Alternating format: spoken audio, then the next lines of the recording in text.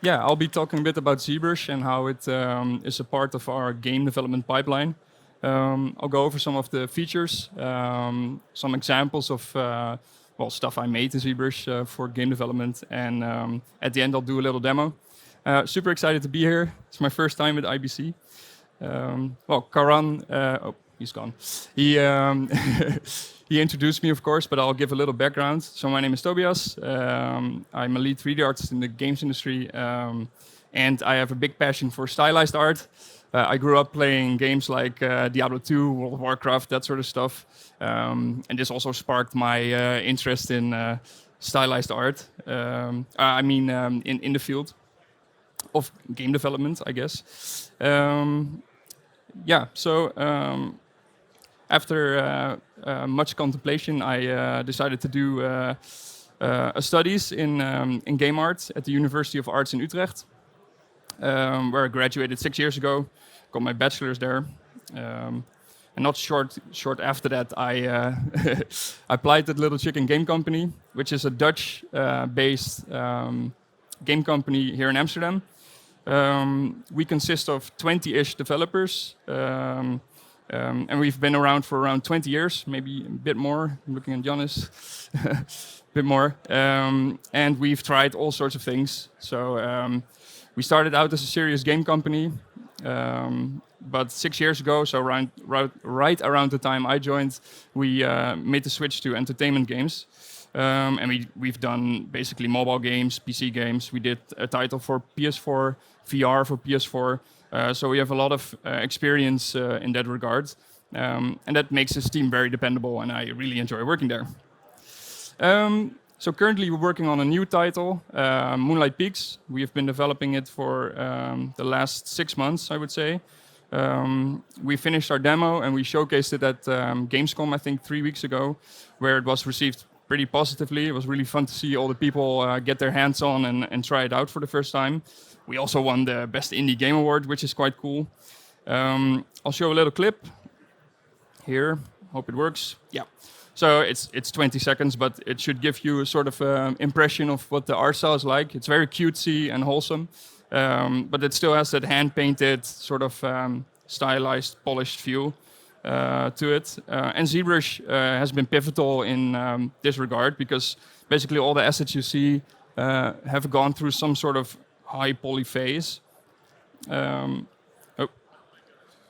Let's go to the next slide. So how does ZBrush come into play? We do a whole range of assets, of course, from characters to organic stuff to hard surface stuff. And I'll give some examples of those.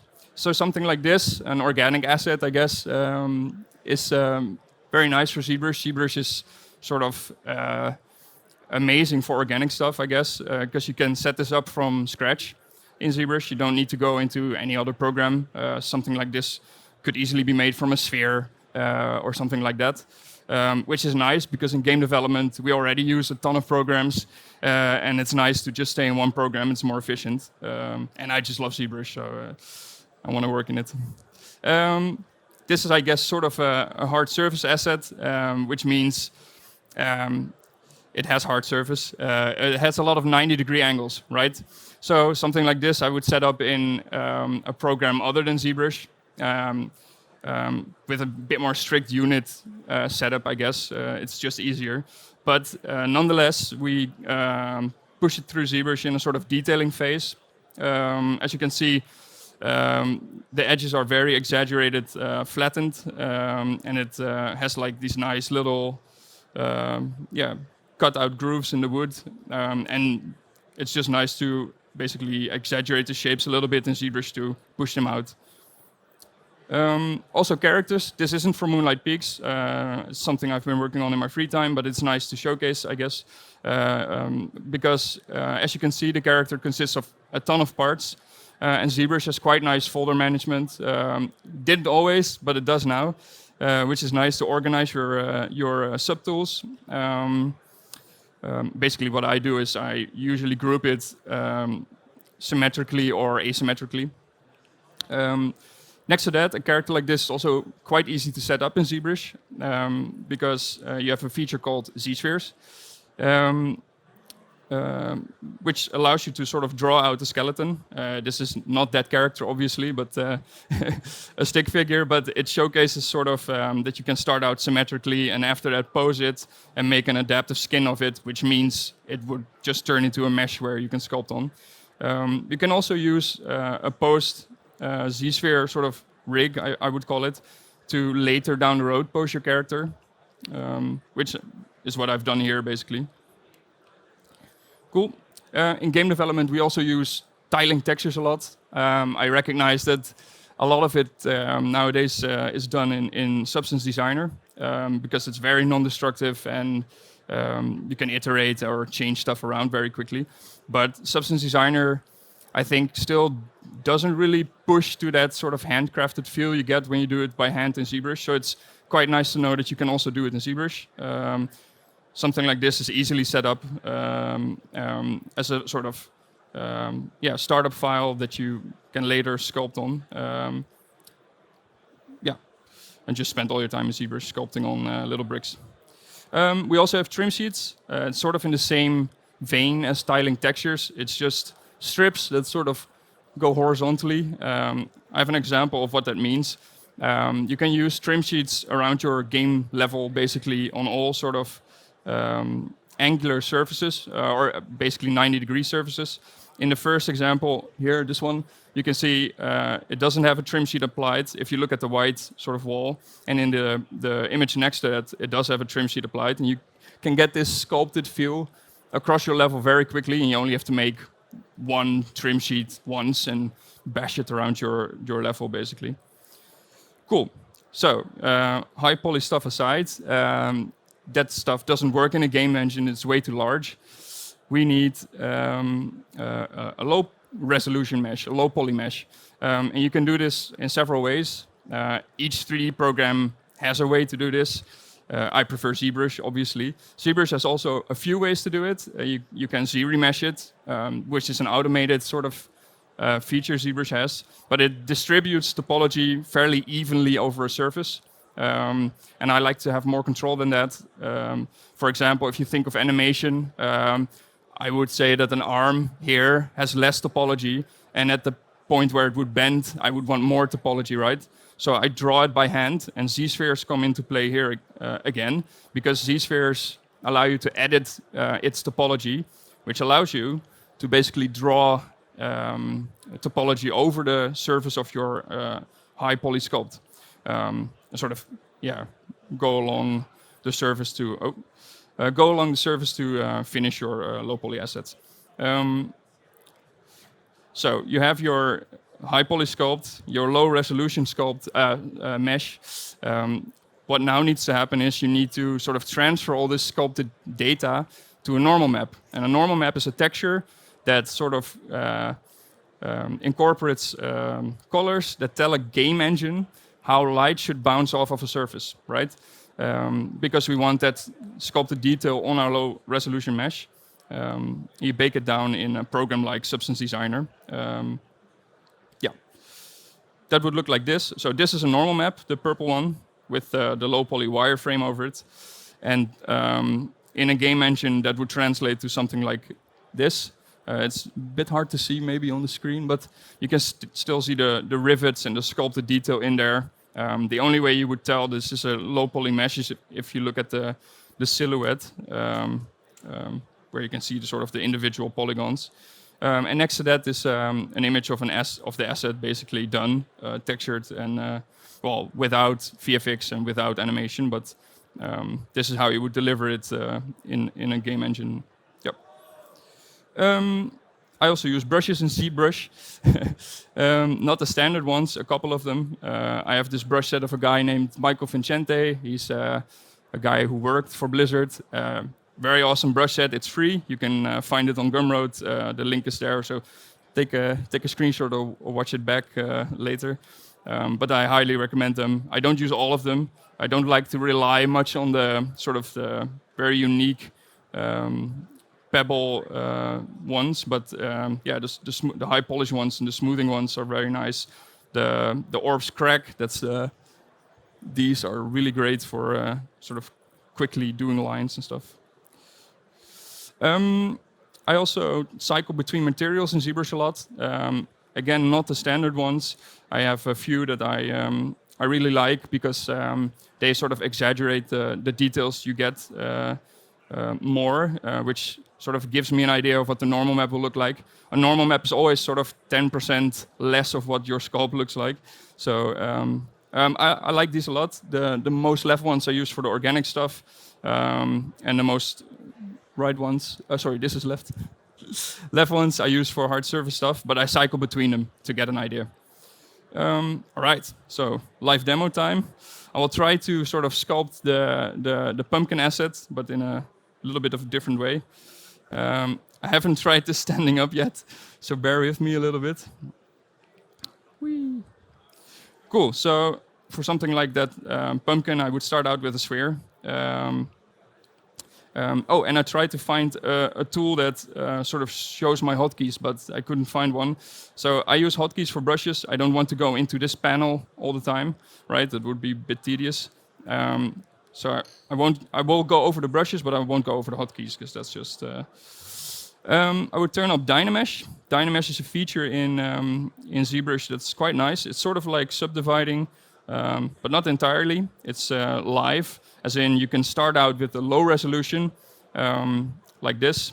You can see that it's not really low, like this. Like this. So it has 17,000 polygons. It sounds like a lot, but it's a nice amount to sort of block out your mesh. Dynamesh allows you to recalculate the surface of your mesh as well. So if I drag out this, you can see that the polygons become really stretched. And I can turn on the wireframe a little bit. So you can see that it's really stretched. I wouldn't be able to sculpt on that. So if you now re-Dynamesh it, it sort of magically recalculates the surface, and it would allow me to sculpt on it again. So what I do is I try to push as much shape out of the lowest amount of resolution as possible before I think I have to go up in resolution because I can't get any more shape out of it, right?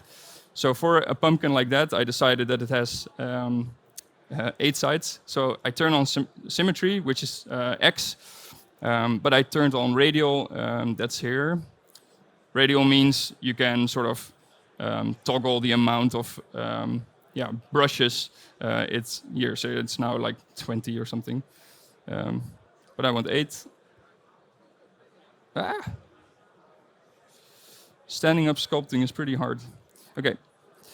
So I would block out sort of the general lines, I guess, for the pumpkin. Don't worry, sculpts usually look horrendous in the beginning, but I'm pretty confident that I can turn this into some sort of pumpkin. Like this. You can hold Shift in ZBrush to smooth things out. So I will cycle between that the whole time. So I got this brush that does cuts really nicely, sort of soft, I guess, like this.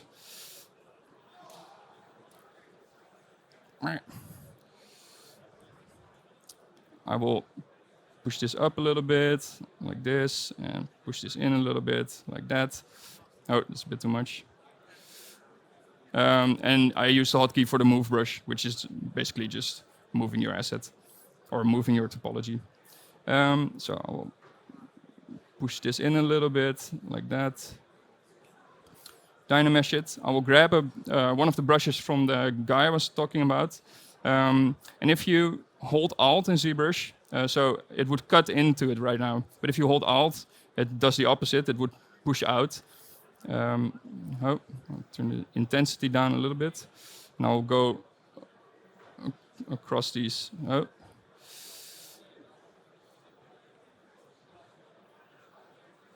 Like that. Cool. So one of our concept artists made a new sketch of a pumpkin last week. So the jack-o'-lantern is cool, but I will try to make the one he drew last week, which is sort of an angry. No, it was sleepy, a sleepy pumpkin. I'll Dynamesh this again. I'll go up in resolution a little bit because we don't have that much time, and usually an asset like this would take a day or something. but I have to do it in 30 minutes. So I'll define these cuts a little bit like this. I think the surface is a bit too flat, so I'll grab my clay brush it's just a standard brush. I'll turn down the intensity. I'll keep my symmetry on, sort of, way more or less, yeah. And move across the surface a little bit to get that organic sort of skin like this. Doesn't have to be very precise. Like that. Very cool, much pumpkin. Okay, at this point I will turn off symmetry because I want to do some detailing. I'll add a couple of warts here and there, or warts, blemishes, I guess, that pumpkins usually have. Like this, I don't know. And I'll add some more detail. I'll go up in resolution a little bit.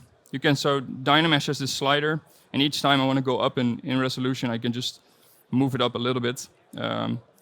Until you're satisfied. Usually at the end of modeling, my assets are, it really depends, but an asset like this wouldn't be more than 1 million polygons to bake a normal map of. If you do stuff with text or anything that has sort of very heavy anti-aliasing or rough edges, then I would go up a little bit. But so at this point, I want to make a little face. You can sort of mask things out in ZBrush by holding Control, which is quite cool. It's really intuitive, so I've decided that I won't go with the sleepy eyes, but with some crazy round eyes. And you can invert this mask by tapping next to your asset, so like this. I'll move them in a bit. Like that. I will scale it down a little bit. Like that. I will reapply Dynamesh. Easy there. It's so different when you're behind the laptop standing up than at your desk. Nice, thanks Ian. I'll smooth it out a little bit. And I'll grab my clay brush, clay build-up brush, which sort of allows me to build up a more mass really quick. So I'll give him a little bit of an eyebrow here. Smooth it out. Make my brush a little bit smaller, like that. I'll define it a little bit with my my cut brush from earlier, and I will go into the eye a little bit, like that. Give him a little bit of a grumpy. It's a grumpy pumpkin, like that. I will flatten the edges here a little bit because that's stylized. And it also it looks cool in a normal map. So if you flatten edges like that often, a normal map will catch light there quite nicely. So your asset will have like nice reflections and stuff. If everything is sort of soft, you would lose that. So I will define it here a little bit more. And what do you call them? Sleepy bags in English. Like he's tired. He's tired of being angry. I will push the eyebrow out a little bit, like that. Smooth that out.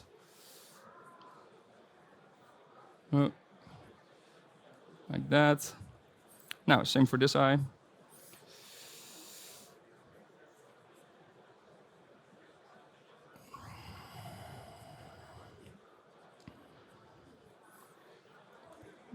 You could do this with symmetry and sort of use the move brush to alter the eye asymmetrically after, but I like the long route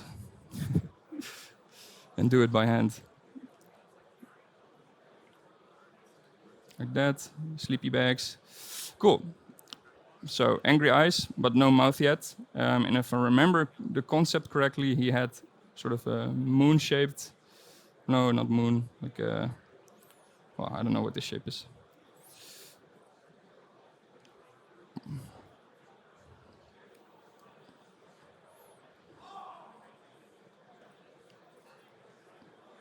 Like that. Invert it again. Push it in a little bit. Ooh. And Dynamesh it again. I'll give him a little bit of cuts here. I hope I'm not mumbling. Like that. All right, so he needs a little tooth. What you can do is you have your subtool folder here. You can insert or append, but insert it would place a next model right after this. So insert is the way to go.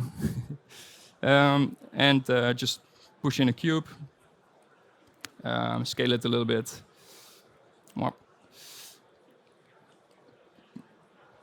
Like that. Turn on symmetry. Oh, turn on other symmetry. So we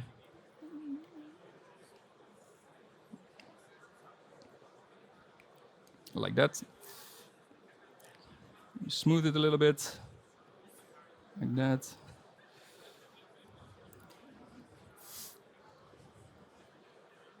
Up. Oh, grumpy pumpkin. Sorry, I'm going through some things very quickly. I just reset the pivot basically because it was way out here. And you can, when you toggle your gizmo, which is W, you can unlock the gizmo and place it back at the model basically, like that. I'm not sure why it was, turn off symmetry when you do that. Place the teeth there. Oh, very big. Like that. Cool. Oh, pushed in a little bit. So, and I think it were buck teeth, so he's gonna get a little indentation. So I'll turn on resolution of Dynamesh a bit higher because Dynamesh is based on scale. So if I would scale these teeth up a lot and press Dynamesh, it would get more topology. If it was tiny, it would get less basically. So it needs to be a bit higher resolution. Like this, I would smooth it out. Oh. Like that. And just use my nice cut brush to give him some buck teeth. Oh, it's not...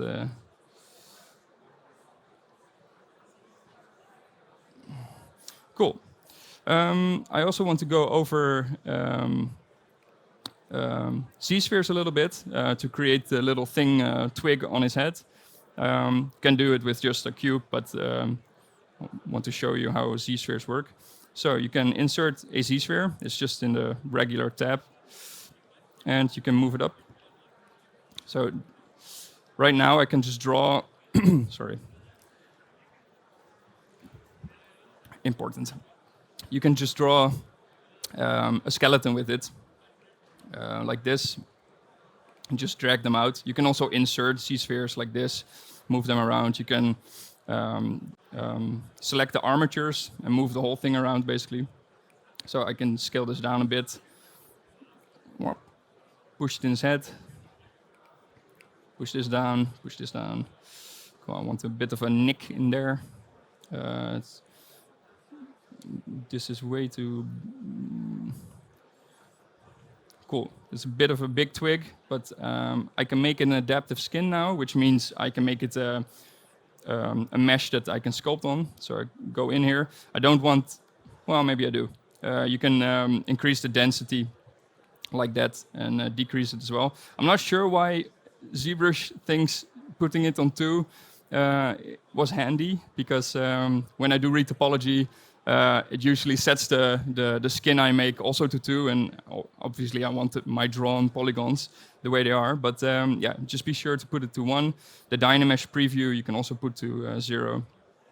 I'll put it to 2 because in this case ZBrush was right. And I'll make it an adaptive skin. So I can disregard these Z-spheres now, delete them, and insert my skin. I'll move the pivot up a little bit and scale this down like that. Oh. Cool. And before I go into Dynamesh, I will move it around to make it look a bit more organic. All the angles I'll use my inflate brush. You can find it here, just to make this a bit fatter. Right. This as well.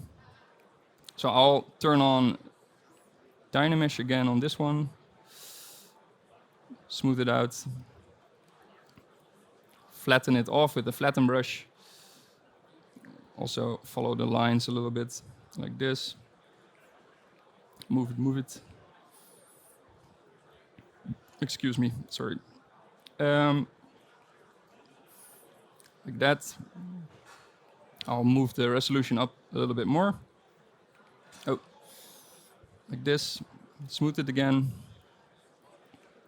And I'll use my Orbs Cracks brush and sort of go along the surface to create some faint lines in there. Oh, like this. And also cut them in next to them, so you create a bit of contrast, I guess, like this.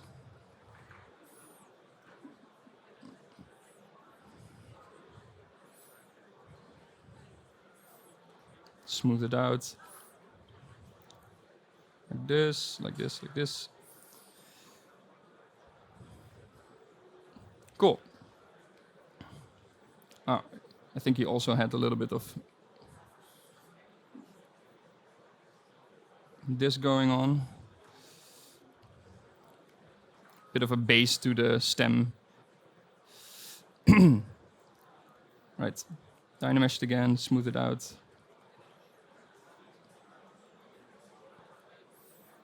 Right.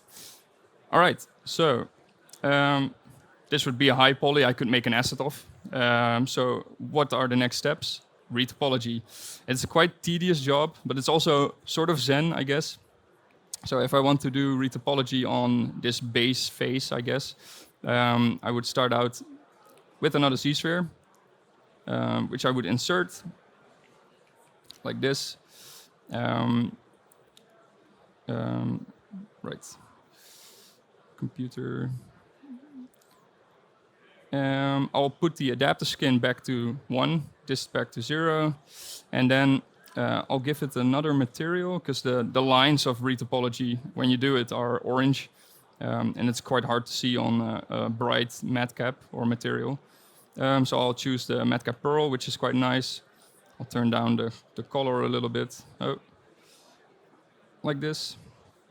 Right, so I can now go into the topology tab, basically edit topology, which places the mesh into orthographic view. That way you can sort of, where you place a point would be precisely where you place the point, and in perspective mode that wouldn't be the case.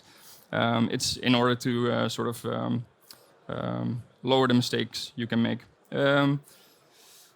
Well, we did a bunch. Oh no, I made it completely asymmetrical on the top, I see. So we wouldn't be able to use symmetry in this case. But if I now start drawing polygons over the mesh, yeah, you can just follow along the surface of your high poly sculpt like this. See it, where you tap, basically, it creates a vertice. And in this case, I wouldn't have to consider animation that much, because this asset would probably just scale and bob up and down or something, but no real animation. If you would do a face for a character, for example, you would have to consider your topology flow way better, because you have a lot more distortion going on if you do, for example, expressions or that sort of stuff. So I would just draw a few more. I didn't exactly time this live demo part, so Karan has to interrupt me when I reach 45 minutes. Otherwise, I'm just going to do topology for the rest of the time. But you can use isolation, which is... Can you... No mouse. Okay. Oh. Yeah, I'm not used to work on a laptop. Sorry, I should have checked this. But there's an isolation button. But not entirely sure how to... Anyway, I can turn it off here. So this is basically the topology I just drew. Yeah, and you could just follow along the surface like this. By the way, if you guys have questions, this would also be a time to ask them. Pretty sure I can answer them while sculpting or doing topology. If not, that's also fine.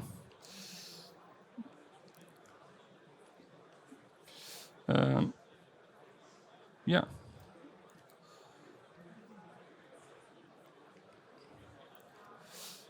Maybe I can show another asset quick. For example, how we do wood or planks. Very proficient at doing planks. For Moonlight Peaks, we've done a whole ton of them, so that might be cool. I would insert a cube like this. I'll just get my nice matcap again. I'll turn on perspective mode again, and I would just basically do something like this. Oh, quick save. Oh wait, that was good. I think I'll just go straight into Dynamesh. No, that's a bit too much. It's at 600,000 polygons, and it's not really necessary. That's more like it. So something like this. And with a plank, I would basically start out flattening the edges straight away. Because if I do it at the final part, then I would destroy some detail, maybe. So it's just a base. Go over it. You can have symmetry on for this. Doesn't really matter. If you want to make it asymmetrical, you can also do that at the end. Add some scratches or whatever. I always flatten the edge, the corners, not only because it looks cool, but also because it's easier to retopologize. Baking normal maps on sort of pointy things, it's fine, but it's easier and more pretty to do on a flat surface. So, like this.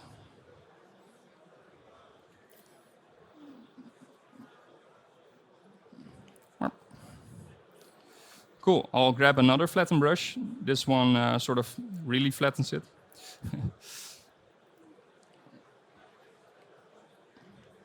Get those nice, very straightened edges.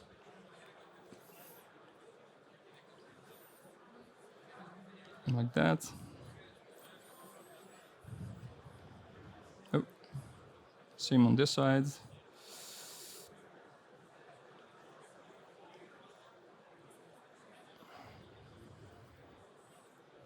Cool. So I want this little plank also to stick out at a few points. So I'll just turn off my symmetry and basically do something like this. Something like that. Oh. Oh. And move it in a little bit. Something like this. Okay, and I'll re-dynamesh it because I stretched those parts. Can smooth that out a little bit, but I want the sharp edges. Also, I can go up a little bit. We'll flatten these edges like this. Make the nice plank. Like that. And I'll grab my Orbs crack brush and basically I can start drawing some lines in there.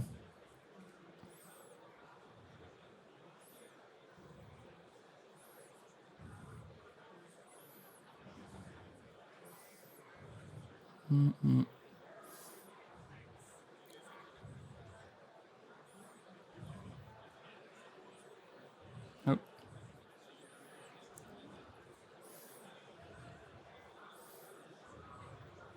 Oh. So yeah, I would go back and forth on these lines all day. basically to get them real nice, but I'll try to get something that's sort of presentable. Cool. Right. So something like this. Forget these sides here. I'll grab my clay brush and I would make some like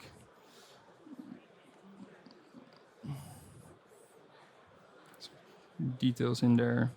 Actually, I want to define this line a bit more. Now, if you hold Shift, you can make like exact sort of straight lines. Divides the part I made there a little bit. Oh, a bit too much.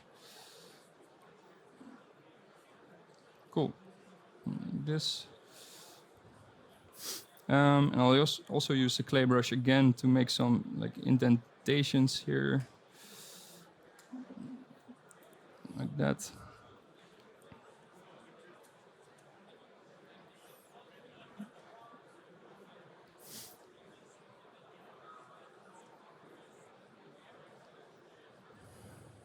I'll use the mask again, sort of to push this out a little bit. Dynamesh it.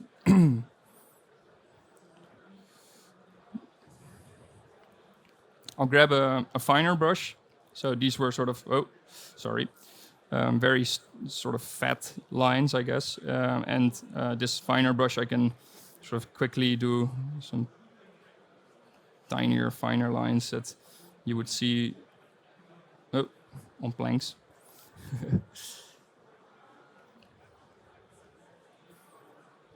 Like that.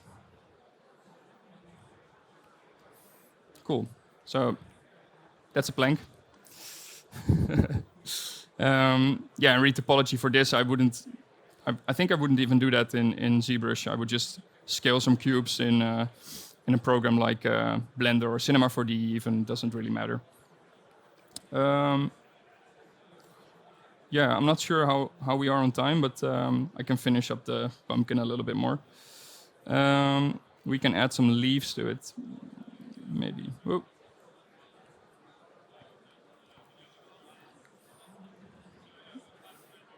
Right, where's his tooth? There. Cool. So we'll add a... hey, please. We'll add a cube again. Scale it up like this.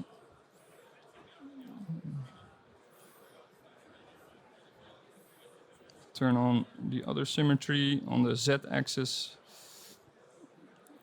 Smooth it out a little bit.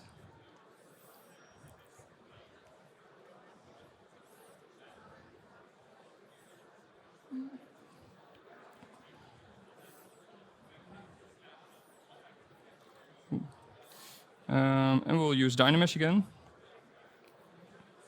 Oh, it's a bit too fat, actually. Whoop. Dynamesh, turn it on, smooth it out. I'll push it in a little bit to get that leaf sort of shape, like that. And I'll use my nice soft lines brush to make an indentation, I guess, smooth it out. I'll turn off symmetry, can make some nice sort of,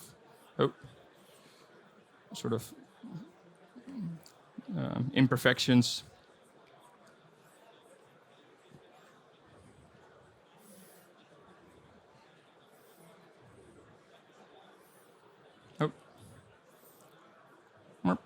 Smooth it out.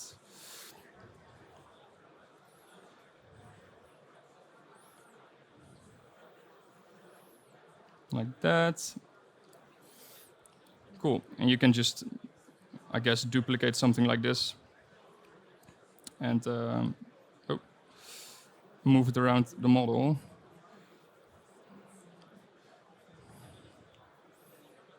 Very fat leaves. Cool. You can hold Control-Shift-D to duplicate stuff, so you can just move them around. We don't want them to be exactly the same, or maybe we do. That you, for game design, it's sort of handy to make an atlas of these things. So you just model one leaf, you bake it down, and you can you bake it down on a plane basically, and just use the normal to create a whole leaf atlas and use them around your levels. But in this case, they are fat, so they wouldn't be able to be put on an atlas. Oh,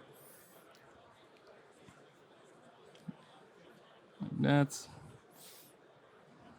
I think I'll use this one for at work next week.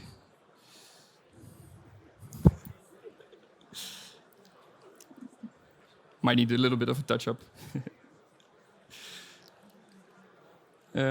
Cool. So I'll use the move brush to make them sort of asymmetrical, and it was asymmetrical, but to give them some different shapes. Oh, it looks like he has like a little haircut. So push this down.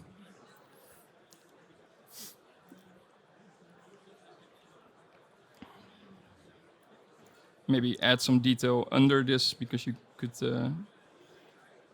can look under it a little bit.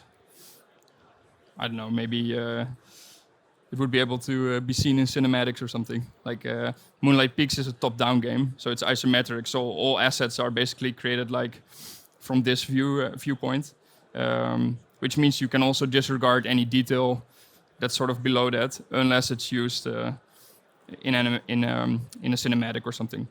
But games like Diablo, which are also isometric, most of their stuff is actually 2.5D, as you would call it. So it's like planes on planes on planes, and it looks 3D, but it's usually sort of a little bit faked. So yeah. Cool little asset. Let's see, what else can I make for you guys?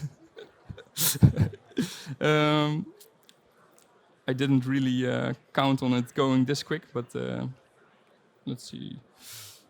I can show you the other pumpkin. I created a little bit more of a stolp. How would you call that in English? The stem there, but yeah, not interesting. And basically, this is the so this is the high poly, and this is then the low poly that's created. It's very similar in size, and the more it aligns with the high poly, the better your normal map will look. So if you have very extreme irregularities, that would pop up. But yeah, nowadays in Substance Designer, you can, before you bake, already see where the errors are going to be. So it's not that much of a problem. But yeah, it's always nice that if you subdivide it, which you can do here, it sort of starts to look like the high poly too, without the detail, of course. But then you know you're on the right track. Cool. So, are there any questions? I have nothing else to do. Thanks. Thanks for listening.